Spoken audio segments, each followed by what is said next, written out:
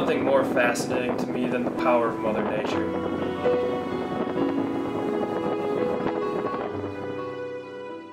I live just south of Minneapolis, Minnesota, and we had a pretty strong straight line wind event that rolled through around 2 in the morning, and I remember being just terrified with the sirens going off and the wind howling against the side of the house. And that was one of my first experiences with severe weather that I can remember. I also did a first grade project on tornadoes, which was fairly in depth for being that age, and probably bored the class with all the facts and charts about how a tornado works. And then I made this picture how a tornado starts. And I made the cold air going down and the warm air pushing up. And then I just made some other stuff on it.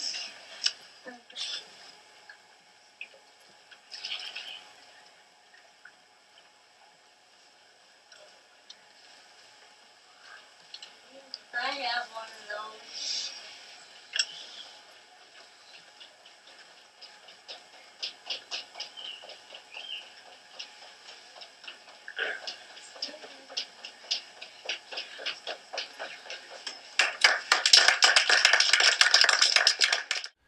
Looking back, it was a really fun opportunity for me to do, and it kind of took that fear and made it more into a curiosity, and I think that's where my knowledge and passion really started to take effect. I went to college at South Dakota State University and graduated with a degree in journalism, but while I was there, I took a class, Forecasting and Meteorology 101 with meteorologist Jay Trobeck out of a Sioux Falls station, and absolutely loved it. I did it exceptionally well in that class compared to my other college courses, and I think that's where the science behind the weather really started to get in my head and really started to drive my passion to learn more. I'd spend countless hours in the library on my own just reading books about the atmosphere and weather and how it worked and why it happened the way it did. And this is all on my own too, not for class. I did all this outside of class. Instead of going to parties on Friday, Saturday, I would go study the weather or research online about storms and severe weather and snowstorms, and anything I could get my hands on I was doing to better my knowledge. We're the only ones on this one too, right? We're some of the first ones, I think. Clearly better. Oh yeah. This is way more sharper and crisp and wow, this thing's incredible. Oh, help. That's gonna be sick in this video. Be careful, I mean, I don't know. It's kind of hard. Look at this, I like that lighting that's gonna Sit on the ground. Help. Help. Jesus, this looks insane. Yeah, I'm like just crouching. I want to get hit. The van's gonna get hit before we do.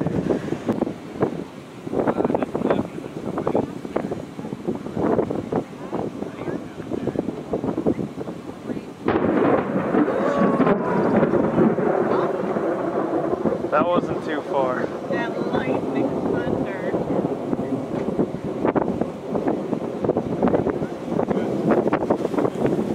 Oh yeah. We get it out here.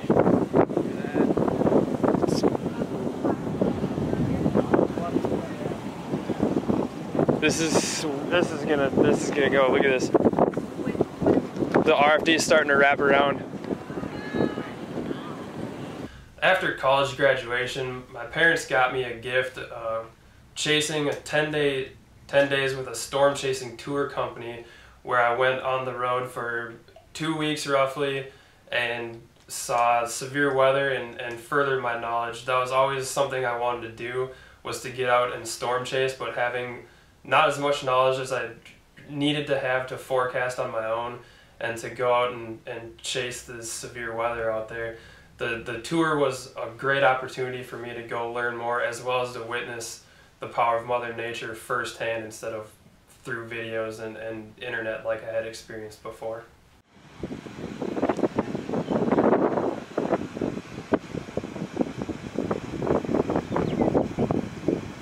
Wow, that thing's just spinning. That's probably the coolest structure I've ever seen. I've never seen it like where you can see it. There's like some of that is to the right, updraft, striated. Oh yeah, that's sick. I know, I don't have a nice camera, I gotta use I have a nice camera, but this takes almost as good a pictures.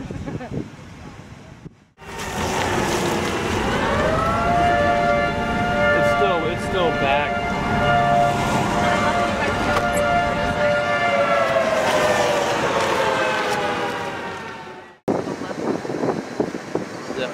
Yeah.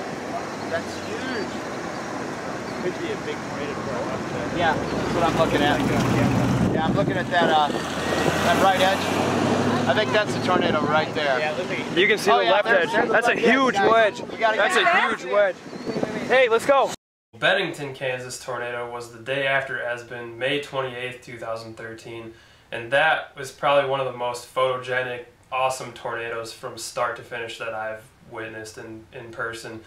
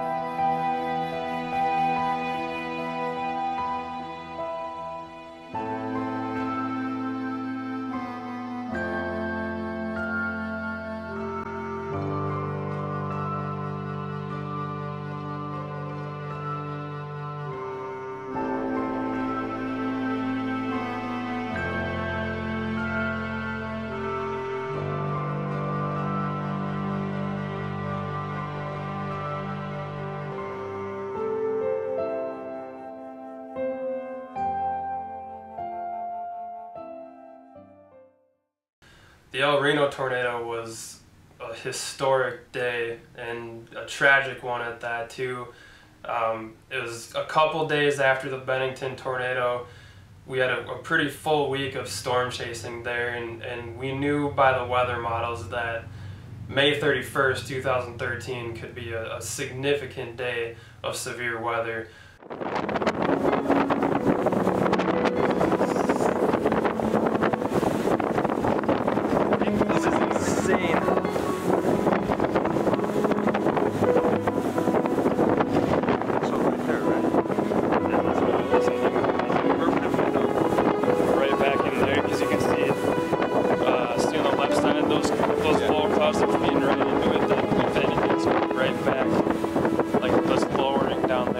Wrapped in the rain.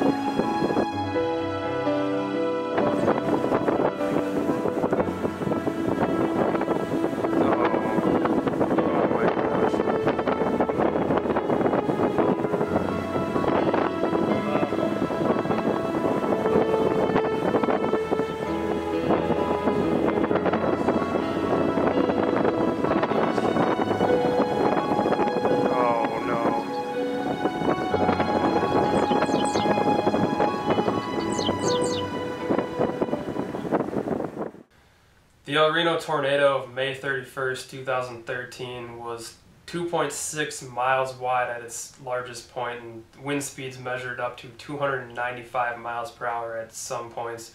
And knowing that I lived and witnessed this historic tornado right before my eyes will be something I'll never forget.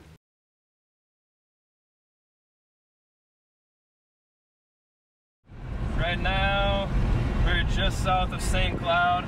We're dropping south on Highway 15. We're going after this tornado-warned supercell just to our west. It's heading for New London, Minnesota. Right now we're probably still a good 40 miles away from it.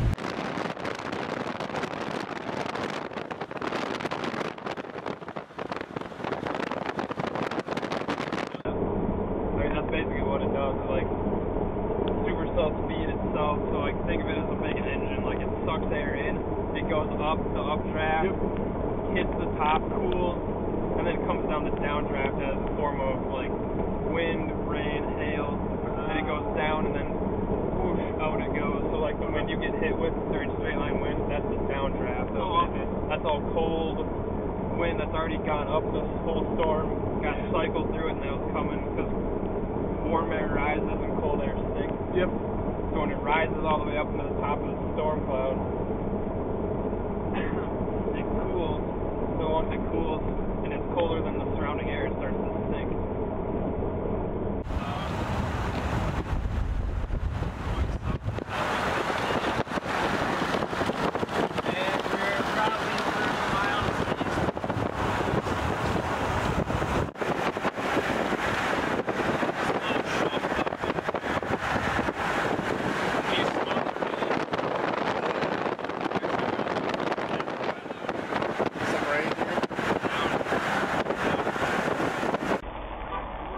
We go a little bit farther west to Atwater.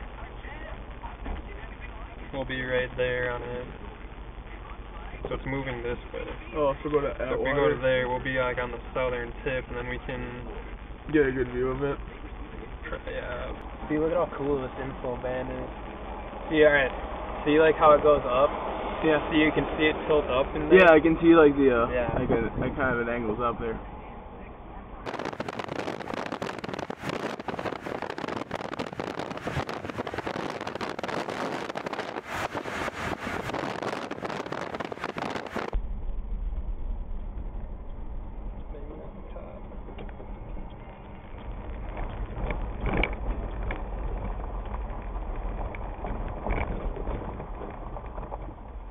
You guys think?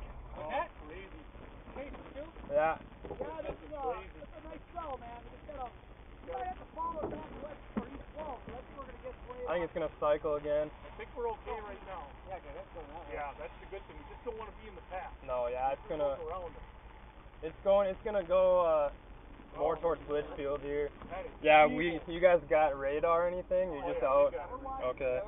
One separate condensed supercell. We got weather. Sucking up all the shit around it. Yeah. Oh, there's that scud, the low level scud coming out of the north, that location. Yeah, see, it's starting to cycle up there again. There it goes. Yeah, right there. That's a rotation there too. Watch that too, yep. Let's see that radar. You guys from around here? Bloomington. Oh yeah, look at that. We're from Burnsville too, yeah. Look at that storm I've seen in Minnesota all year. Yeah, it's been cycling a couple times here this afternoon. Look at that. It's fucking rotating. Let's pull over here and...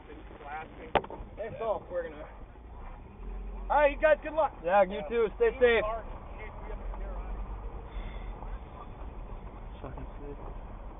Alright.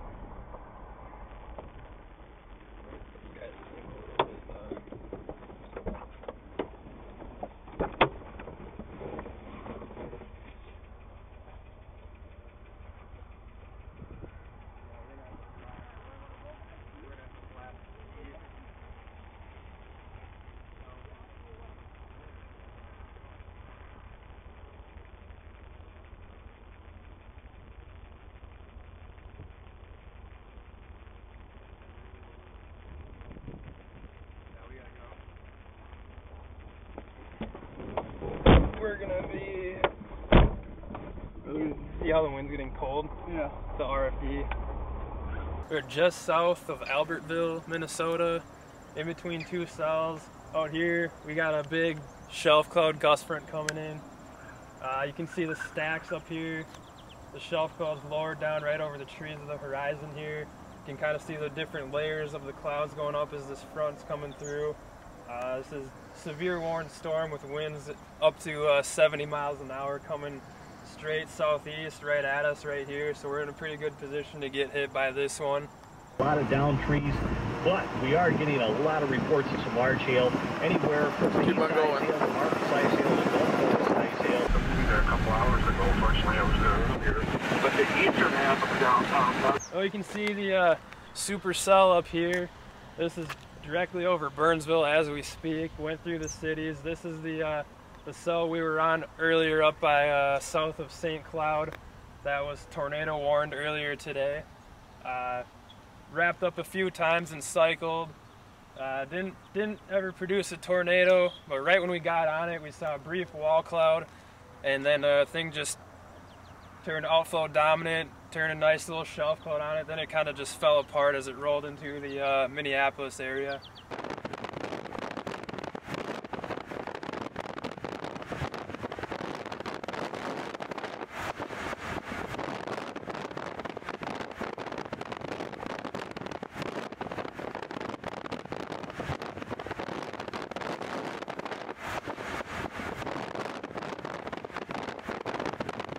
I was recommended to check out the Penn State program for weather forecasting certification, and I jumped right on that, did some research on it, decided that this was going to be a great opportunity for me to learn more about the science behind weather, and I started doing that and absolutely fell in love with it. I did exceptionally well in those classes, and school was never something that came naturally for me, so doing really well in these more science-based weather classes was really fun for me, because it really got my hands dirty with the science behind the weather and the atmosphere and how it all comes together. Not long after I started the Penn State program, I got an opportunity to intern as a meteorologist at KARE 11, which is a Twin Cities-based news network in Minnesota, and that was one of the best opportunities I've gotten so far in my life. Right now we have a nice backdrop here behind downtown Minneapolis. Currently 19 degrees with a wind chill of 4. Winds out of the northwest at 16, so that wind is definitely cooling things off here. 19 in the cities. Take a look out west to Montevideo, also 19.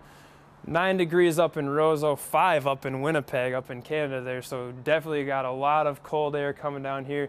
18 in Hinckley, so that cold air will start coming in. You can see not a whole lot going on here. Got decreasing clouds out to the west and southwest here. We'll take a zoom out, and again, not a whole lot going on in the Midwest here. Things are pretty quiet, but that's going to change by Monday. Although it was my first time, it wasn't the best ever. It was slightly embarrassing for me to watch myself up on that green screen, but overall it wasn't too bad, and it's definitely something that I'm hopefully going to continue practicing at.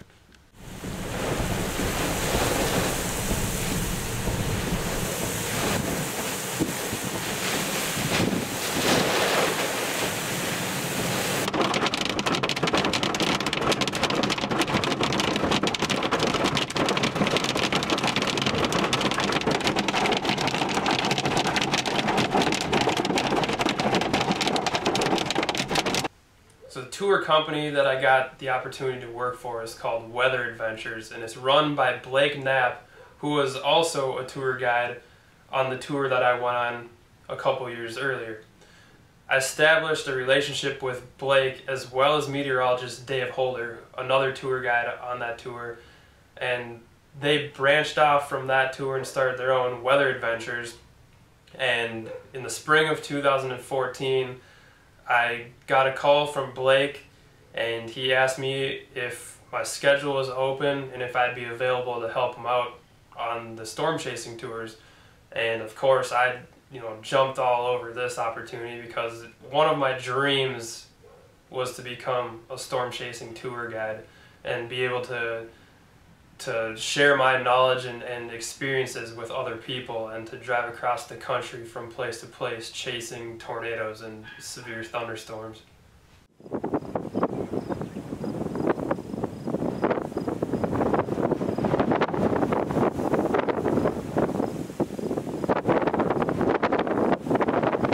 We positioned ourselves south of the town of Pilger on the side of a highway. I remember the tornado genesis was happening right in front of us to our west and moving to the northeast, and we sat there and watched, and eventually the tornado touched down, and it was very photogenic. You could see the clear slot punching in really hard, the dry air wrapping around the backside of it, and the inflow. Everything just came together so perfectly for this storm. Oh wow, look at that, guys. Did you see it? This is gonna look cool.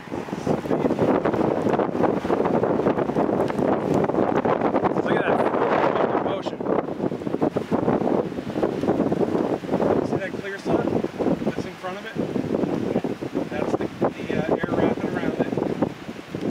And it's always going to be on that side, okay? See how it's moving left to right to the tornado? That's how you can tell the direction it's moving in. As we watched the tornado move to the northeast, we watched it eventually come up and cross the highway a couple miles ahead of us, but as this was happening, we noticed a second circulation happening just to our southwest, and we were a little nervous at this point because it was developing fairly close to us and went pretty much right over our heads, and eventually it did drop a second tornado right on the other side of the field from us, and that was a rare sight to see, 2 tornadoes on the ground at the same time.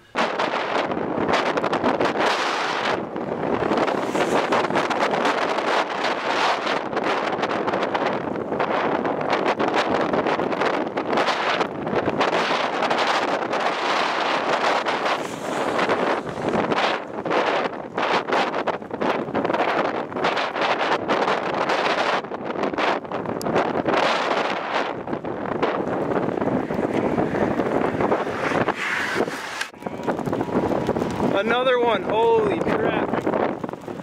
We're okay right here. Yeah, the one you're talking about, that's the tornado right there. There's 1, there's 2.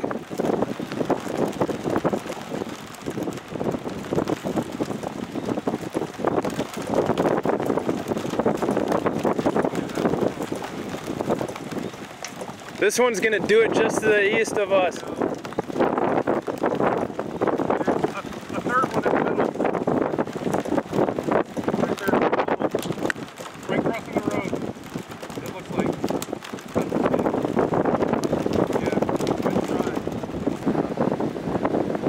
Rising scud right here too. Is there? I mean, it's going with the storm. This all flow. Yeah, this will be good right here. Clear air here. Oh, that is a monster tornado.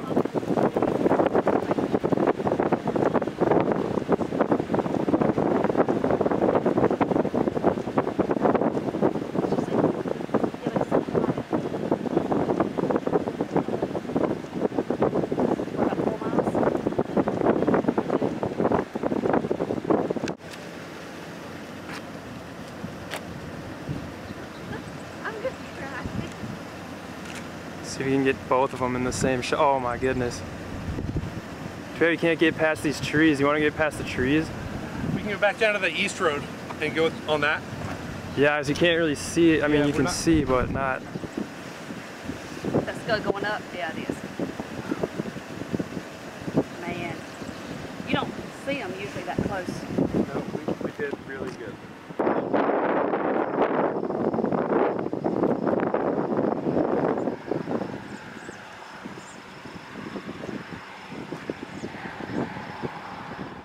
The next day, June 17th, 2014, was yet another tornado day in Nebraska. This time, in the town of Laurel in Coleridge, which was actually not too far away from the town of Pilger. We actually stayed in the same city that night and woke up the next day and knew once again we did not have to drive very far to reach our target. Is this cheap north? Is that no, we don't want to go north. It's really close. It's a really big tornado. She has it in your video. It's such a nice tornado.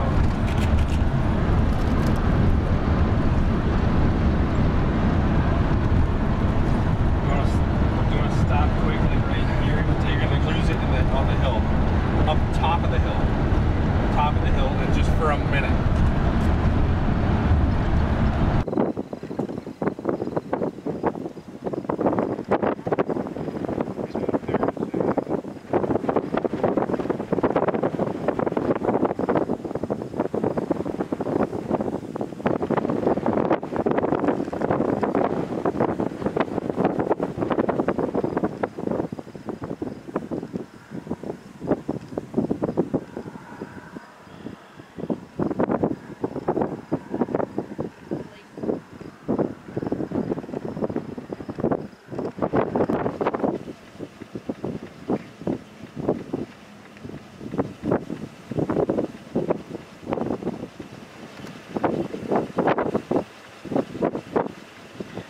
It's definitely picking up here. Let's keep moving.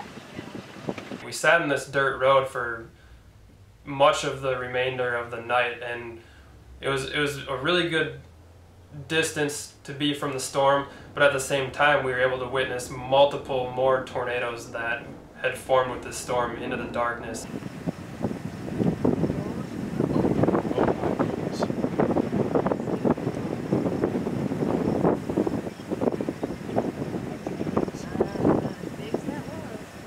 Yeah, it looks like it's on the ground. It looks like it has some stuff circulating around the right side.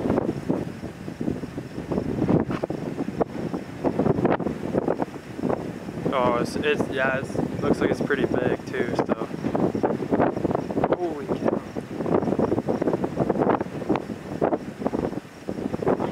It's down. It's down. I'm almost positive it's down.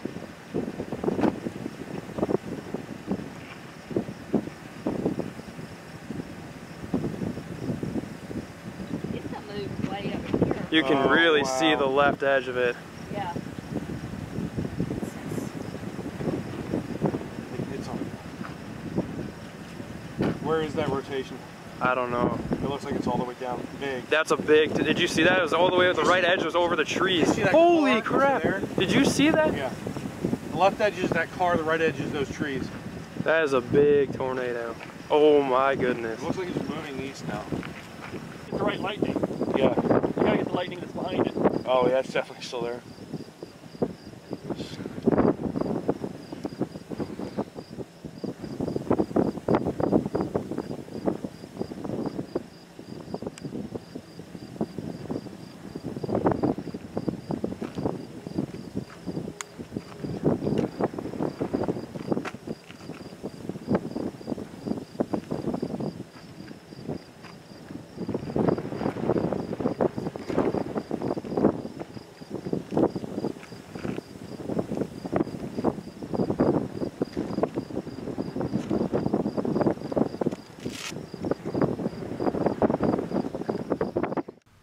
Being able to forecast and really put my knowledge in forecasting into action alongside with Blake was one of the funnest experiences I've had in my life so far. Knowing that the guests are kind of relying on us to get them in the right place where storms are going to develop and ultimately see that tornado, which is what they're on that tour for, is a little nerve-wracking and a little stressful at the same time, but it's also very exhilarating and exciting knowing that they're putting their faith in you to bring them to the storm. And there's no better feeling than when you absolutely nail your forecast and get the guests what they want to see and find that tornado.